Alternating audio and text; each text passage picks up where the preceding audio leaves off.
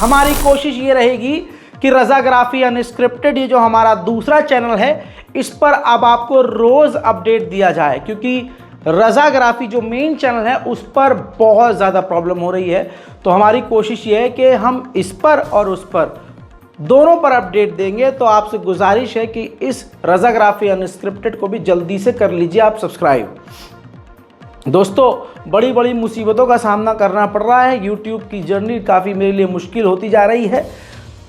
बस आपसे गुजारिश है कि प्लीज़ सपोर्ट करते रहिए और वीडियोस को शेयर करते रहिए। सबसे बड़ी बात यह है कि इस वक्त, जैसे मैंने आपको 2 दिन पहले बताया था, कि इजराइल में तमाम यहूदियों ने ऐलान किया है कि जंगबंदी के लिए और नेतन्याहू से रिक्वेस्ट करने के लिए, नेतन्याहू पर दबाव बनाने के लिए हम ख़तरनाक प्रदर्शन करने वाले हैं। अब मेरे दोस्तों, तस्वीरें आपके सामने हैं। जैसे कि आप देख सकते हैं, ये हज़ारों की तादाद में, जी हाँ, बल्कि मैं कहूँ लाखों की तादाद में इजराइल के लोग सड़कों पर उतर आए हैं। तेल अवीव चारों तरफ से भर चुका है। बड़ी तबाही है, बड़ा बवाल काटा है, मांग की है।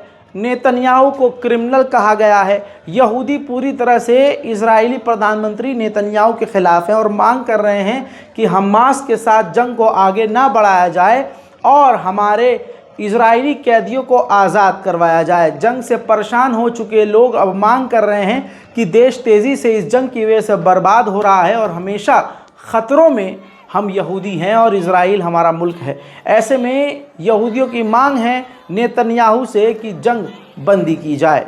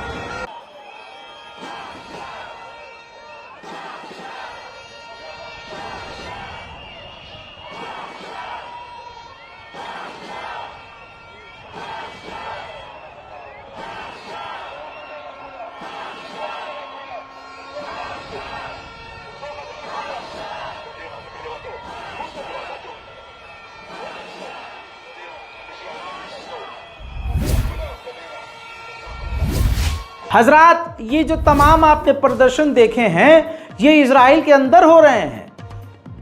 बड़े ख़तरनाक प्रदर्शन हैं, बहुत ज़बरदस्त, और ऐसी ख़तरनाक विजुअल्स को जो आप देख नहीं सकते और यूट्यूब नहीं चाहता कि आप देखें, वो मैंने दिखाया ही नहीं है। क्योंकि अभी एक चैनल पर दिक्कत हुई है सच बोलने पर, तो दूसरे पे भी दिक्कत हो जाएगी, तो आदमी बोलेगा हाँ। लेकिन आप जानिए नेतन्याहू कितनी टेंशन में है। नेतन्याहू ने इस्तदरुक नाम का इजराइल का एक बहुत बड़ा संगठन है, ऑर्गेनाइजेशन है इस्तदरुक। नेतन्याहू इतने डर गए हैं कि नेतन्याहू ने इजराइल की कोर्ट में अपील किया है कि जो प्रदर्शन कर रहे हैं उनको तो करने दीजिए, लेकिन ये जो संस्था है, ग्रुप है जो इस्तदरुक नाम की है, ये प्रदर्शन ना करें मेरे खिलाफ, ये गवर्नमेंट के खिलाफ प्रदर्शन ना करें। ये जो है केस किया है अंदर कोर्ट के अंदर नेतन्याहू ने कि ये ग्रुप हमारे खिलाफ प्रदर्शन ना करे। कहा जा रहा है कि अगर इसने भी प्रदर्शन करना शुरू कर दिया तो नेतन्याहू अकेला पड़ जाएगा। अजीबोगरीब बयान नेतन्याहू दे रहे हैं, जहां लाखों इजरायली, लाखों से भी ज़्यादा, तस्वीरें आप देख चुके हैं, सड़कों पर उतरकर नेतन्याहू की गवर्नमेंट के खिलाफ प्रदर्शन कर रहे हैं। नेतन्याहू ने ऐसे में नरमी अपनानी चाहिए, तो नेतन्याहू ने बयान ये दिया है कि जो भी सड़कों पर उतरकर प्रदर्शन कर रहे हैं, ये हमास और यहिया इंसनवार को सपोर्ट कर रहे हैं। उधर अमेरिका ने एक फाइनल डील एग्रीमेंट बनाया है, टेक इट और लिव इट, मतलब हाँ या ना, होगी डील तो फट से हो जाएगी, नहीं होनी होगी तो होगी ही नहीं, फिर अमेरिका भी नहीं बोलेगा। कहा जा रहा है कि इस डील में गाज़ा के लिए भी कुछ हक की बातें रखी गई हैं, लेकिन ज़्यादा सुकून इजराइल को ही दिया गया है। लेकिन नेतन्याहू तो चाहते ही नहीं हैं कि जंग रुके, जैसे उनके बयानात हैं। ऐसा लग रहा है कि अमेरिका जो ये प्रपोजल बना के बैठा है ये भी नेतन्याहू एक्सेप्ट नहीं करेंगे। मेरे दोस्तों, उधर सर्बिया इजराइल के बहुत करीब आ चुका है।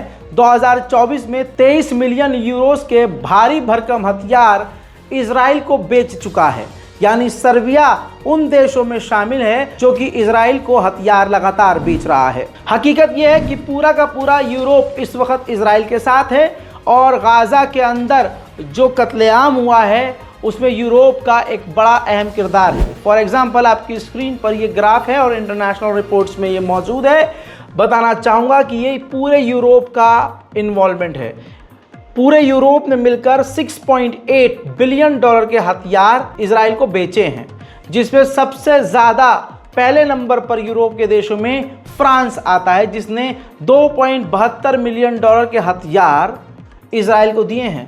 दूसरे नंबर पर यूके है, तीसरे नंबर पर रोमानिया, चौथे पर जर्मनी, फिर चेचनिया, स्लोवाकिया, इटली, स्पेन और उसके बाद आप सब देख रहे हैं बहुत सारे देश हैं जिन्होंने भर भर कर हथियार इजराइल को बेचे हैं। CNN का एक वीडियो मैं आपको साइड में दिखाना चाहता हूं। यहां पर पत्रकार ने बाइडेन से पूछा कि आप बताइए कि डील को करने के लिए, सीज फायर करने के लिए क्या नेतन्याहू सच में पूरी कोशिश कर रहे हैं? तो बाइडेन ने साफ इनकार कर दिया और कह दिया कि नहीं। तो ये बात बिल्कुल क्लियर है बाइडेन को भी, अमेरिकी गवर्नमेंट को भी, कि इजराइल की गवर्नमेंट, जो करंट गवर्नमेंट है, वो सीज फायर के लिए कुछ नहीं कर रही है। उधर मेरे दोस्तों, इजराइल के प्रधानमंत्री नेतन्याहू ने एक बार फिर से स्पीच दी। उस स्पीच में कंट्रोवर्शियल मैटर ये हो गया कि पूरे के पूरे फिलिस्तीन को ही इजराइल ने गायब कर दिया और फिलिस्तीन को गायब करके पूरे फिलिस्तीन को इजराइल ही दिखा दिया। यानी फिलिस्तीन को पूरी तरह से कब्जा करके दिखा दिया और फिलिस्तीन को मैप से ही गायब कर दिया। मेरे दोस्तों, ऐसे में ये दुनिया को समझ जाना चाहिए कि इजराइल की नीयत क्या है। उधर बैतुल मुकद्दस यानी मस्जिद अल अक्सा के अंदर मुसलमानों को जाने नहीं दिया जा रहा है, इंटरनेशनल लॉ का उल्लंघन किया जा रहा है। वहीं इंटरनेशनल पॉलिसीज़ का उल्लंघन करते हुए इजरायली यहूदी वहां पर पहुंच रहे हैं। यानी मुसलमान नहीं जा सकते, लेकिन इजरायली बैतुल मुकद्दस में जा रहे हैं भारी मात्रा में। देखिए,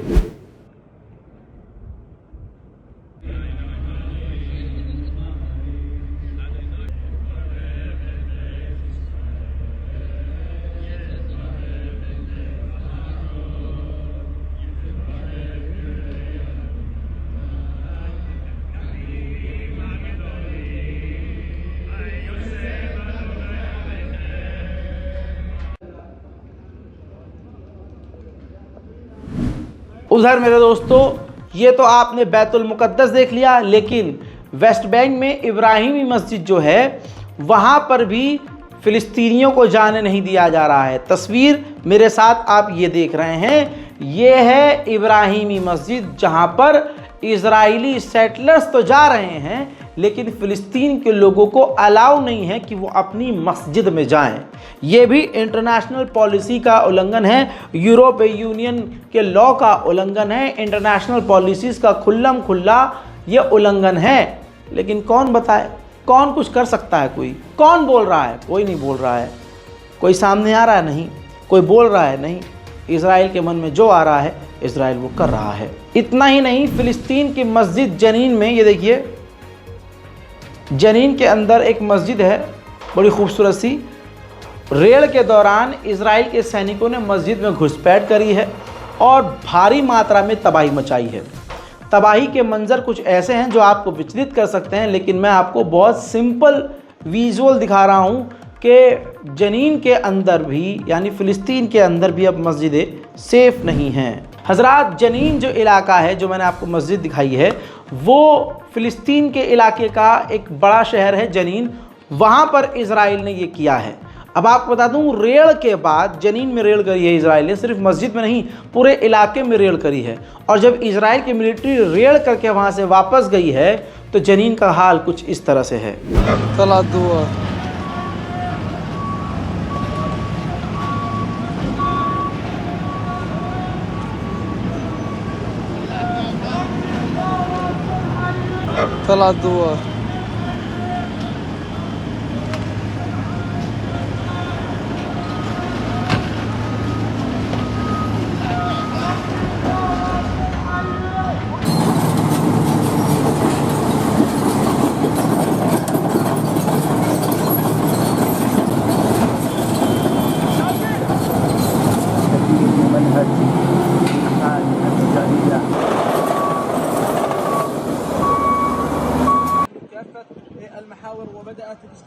المسلحة على واقع العملية العسكرية الجديدة التي ينفذها الاحتلال في هذه اللحظات.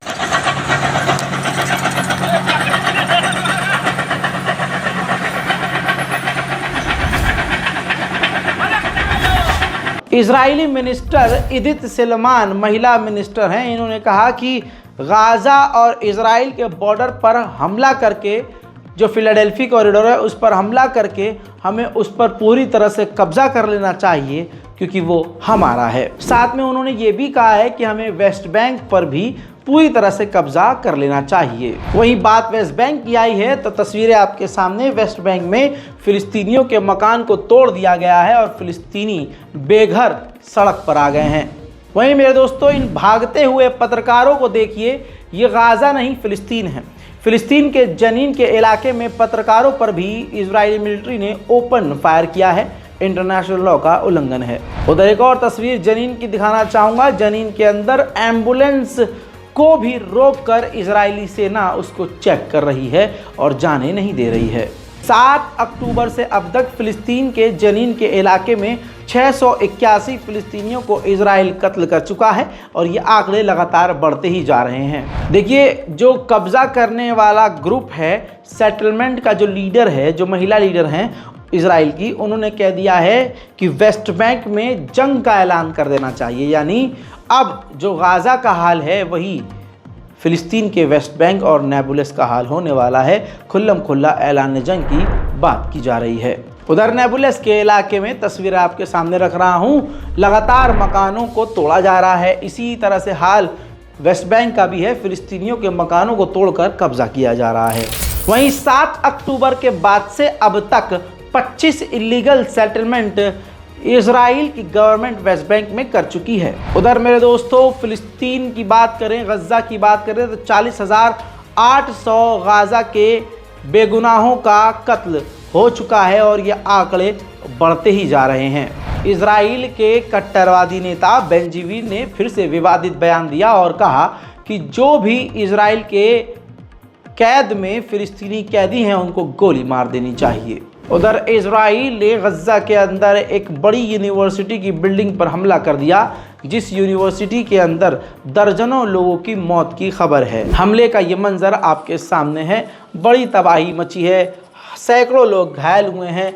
इसी तरह की बड़ी बड़ी बिल्डिंगों को इजराइल ने ख़त्म कर दिया है। कहा जा रहा है कि इस हमले में, इजराइल के इस हमले में बच्चे, महिलाएं और नौजवान सभी मारे गए हैं। हजरात मोहतरम, वहीं इजराइल की करंट गवर्नमेंट नहीं चाहती है कि जंगबंदी हो। कट्टरवादी नेता बेंजीवीर ने अपने तमाम सिक्योरिटी मिनिस्टर से कह दिया है, अपनी सरकार के तमाम लीडरों से कह दिया है कि पूरी कोशिश करो कि डील ना हो। यानी इजराइल के ये जो करंट गवर्नमेंट है नेतन्याहू की, इसके तमाम नेता खुलकर कह रहे हैं कि हम डील नहीं चाहते हैं। वहीं मेरे दोस्तों, फिलिस्तीन के ये डॉक्टर ऐमन आबिद हैं। इजरायली मिलिट्री ने जनीन में रेड के दौरान इनको टॉर्चर करके कत्ल कर दिया है। वहीं इजराइल की खतरनाक बमबारी में international organization, human aid organization के रेड क्रीसेंट के ये मेंबर, जो रेड क्रीसेंट के लिए काम कर रहे थे और गाज़ा के अंदर लोगों की मदद कर रहे थे, इजरायली बमबारी में शहीद हो गए हैं। वहीं मेरे दोस्तों, नेतन्याहू के कुछ पर्सनल डॉक्यूमेंट्स लीक हो गए हैं, जिस डॉक्यूमेंट से ये साबित हो रहा है कि नेतन्याहू अपनी कुर्सी के लिए और पर्सनल फ़ायदे के लिए इस जंग को रोकने नहीं दे रहे हैं। WHO को बड़ी कामयाबी मिली है और बड़ी ही तेज़ी से 2 से 3 दिनों के अंदर गाज़ा के अंदर WHO ने 87,000 बच्चों को पोलियो की खुराक WHO दे चुका है। UNRWA के हेड ने कह दिया है कि 70% हमारे जो स्कूल और यूनिवर्सिटीज़ गाज़ा के अंदर हैं ख़त्म हो चुकी हैं। 70% बिल्डिंगों को इजराइल ख़राब कर चुका है। हज़रात मोहतरम, गज़ा का हाल काफ़ी बुरा है। लोग मुझसे बार बार कह रहे हैं कि रज़ा भाई आप फ़िलिस्तीन एम्बेसी कब जाएंगे। देखिए, जब भी जाने की बात आती है, जाने की नौबत आती है तो कोई ना कोई मसला क्रिएट हो जाता है। हालांकि हमारे पास अपॉइंटमेंट मौजूद है। कोशिश करेंगे कि इसी हफ्ते, इसी 10 7 और 10 दिन के पहले पहले इसी बीच में हम फ़िलिस्तीन एम्बेसी पहुंच जाएं। मेरे दोस्तों, इसीलिए मैं आपको ये बार कोड फिर से दे रहा हूं और लगातार आपको एक मदद का ऑप्शन दे रहा हूं कि गाज़ा और फ़िलिस्तीन की हम मदद कैसे कर सकते हैं। तो इस बार कोड का आप इस्तेमाल कर सकते हैं और इस वीडियो को ज़्यादा से ज़्यादा शेयर भी कर सकते हैं। अगर आप हमारे चैनल रज़ाग्राफ़ी अनस्क्रिप्टेड पर पहली बार आए हैं तो सब्सक्राइब कीजिए और बेल आइकॉन को क्लिक करके ऑल नोटिफिकेशन ऑन कर लीजिए। मैं आपको अब साउथ गाज़ा दिखा देता हूं। इजराइल ने साउथ गाज़ा को भी, यानी लगभग पूरे गाज़ा को तबाह कर दिया है। आइए मेरे साथ साउथ गाज़ा का हाल देखते हैं जो पूरी तरह से तबाह हो चुका है।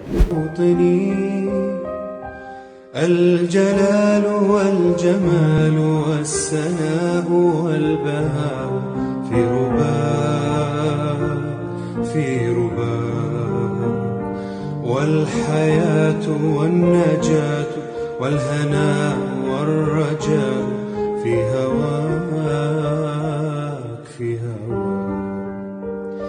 هل أراك। वहीं इजराइल के सैनिकों की जो क्रूरता है वो सामने आ रही है। गाज़ा के फ़िलिस्तीनी जो करेंसी है उसको जलाकर उससे सिगरेट इजराइल के सैनिक जला रहे हैं। मेरे दोस्तों, वैसे तो YouTube गाइडलाइन बहुत मजबूत है, सोशल मीडिया बहुत मजबूत है।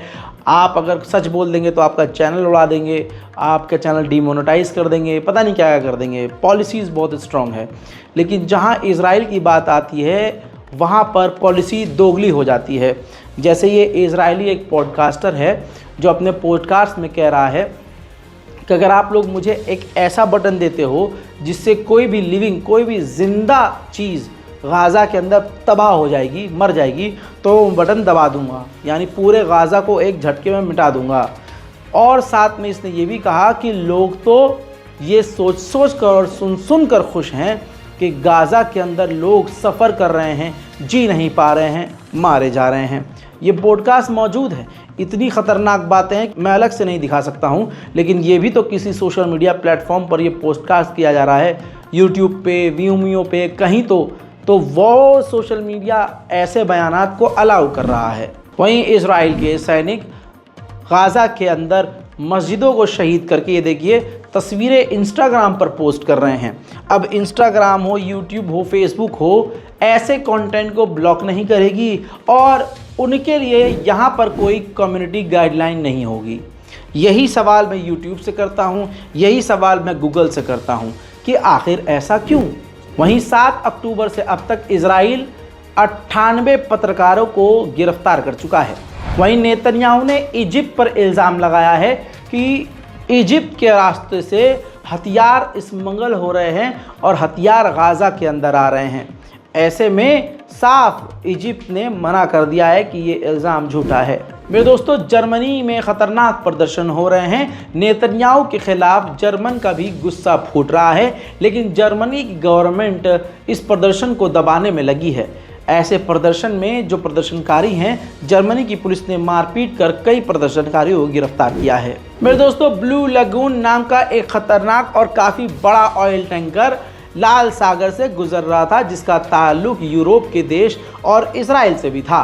कहा जा रहा है कि हूथीज़ जो संगठन है उसने इनको निशाना बनाकर काफ़ी नुकसान पहुंचाया है। उधर तुर्की का दोगलापन तो दुनिया ही जानती है। जो एयरक्राफ्ट कैरियर और युद्धपोत इजराइल के बचाव में मिडिल ईस्ट में तैनात है अमेरिका के, वो रेस्ट के लिए और समझ लीजिए रिपेयर के लिए या रिफ्यूल के लिए वो तुर्की के पोर्ट पहुंची हैं। जी हाँ, और तुर्की ने अमेरिकी इन युद्धपोत को अलाउ किया है। एक रेस्टोरेंट में एक अमेरिकी ने शर्ट पहनी हुई थी जिस पर लिखा हुआ था सीज़ फायर के बारे में, कि गाज़ा में इजराइल के बीच जो भी हो रहा है सीज़ फायर हो जाना चाहिए। तो एक इजरायली समर्थक इतना ज़्यादा भड़क गया कि उसने चीखम चिल्ली मचाना शुरू कर दी।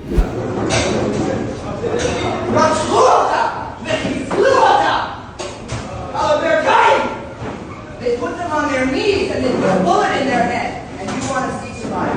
And America is Israel's greatest ally. But not now. Not thanks to you. Or you. Or you.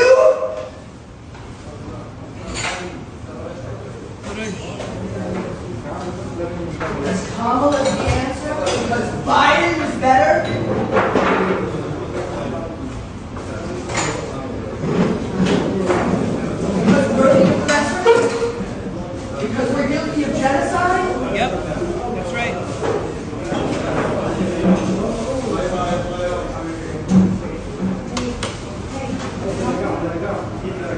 Israel के खिलाफ फिलिस्तीन के समर्थन में अमेरिका में भी प्रदर्शन जारी हैं।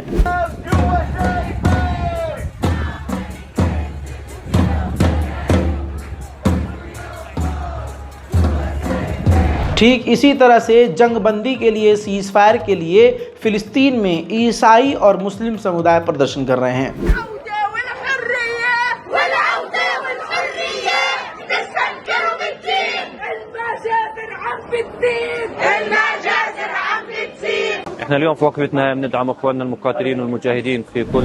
हजरात मोहतरम, लगातार इस तरह की तस्वीरें आ रही हैं और इजराइल आंख बंद करके जो उसे करना है वो करता जा रहा है। सच बोलने वालों पर पाबंदी लगाई जा रही है, सच बोलने वालों के चैनल को डीमोनेटाइज किया जा रहा है, सच बोलने वाले के चैनल को डिलीट किया जा रहा है। कमेंट तक जो फिलिस्तीन के समर्थन में कर दे उसके ही चैनल को ब्लॉक किया जा रहा है, अकाउंट को सस्पेंड किया जा रहा है। अंधेर नगरी चौपट राजा है, अगर आप कातिल के साथ हो तो बढ़िया हो और मजलूम के साथ हो तो गलत हो। मेरे दोस्तों, बार बार बोल चुका हूँ कि इस बारकोड का इस्तेमाल कीजिए ताकि हम गाज़ा और फ़िलिस्तीन को मदद पहुँचा सके। और आप अगर हमारे इस चैनल पर नए हैं तो चैनल को सब्सक्राइब ज़रूर कीजिए, क्योंकि अब आपको अपडेट, ज़्यादा से ज़्यादा अपडेट इसी चैनल रज़ाग्राफ़ी अनस्क्रिप्टेड पर ही मिलने वाली है। जय हिंद।